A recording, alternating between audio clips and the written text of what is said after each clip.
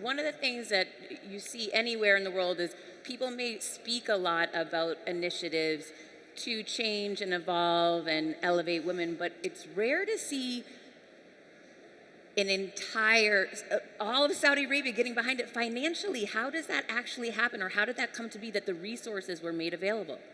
In Saudi Arabia, doing good, it's in our DNA. This is something that we grew up in it. It's like literally breathing and eating and drinking. This is something that we have to do. It's not, and I always tell my team whenever I have a newcomer or a new lady that they will join us, I tell them, if you're coming here for a job, this is not a job.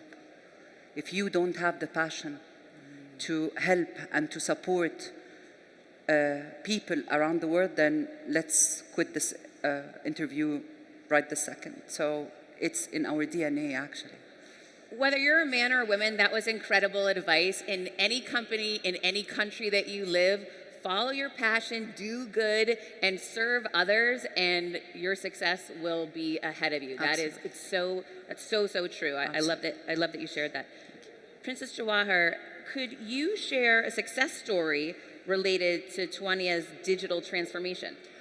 Sure.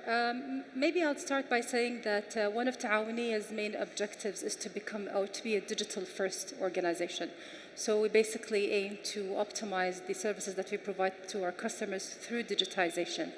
Taawuniya is in the forefront for integrating artificial intelligence into our operations, streamlining processes, and improving the customer experience.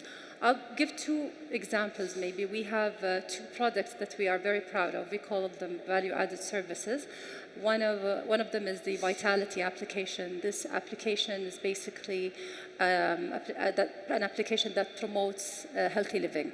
It monitors your steps, your exercises. It encourages the customer to eat well. It has a variety of healthcare services such as vaccination appointments, women health, refill of medications, and so on. And it's fully digital end-to-end.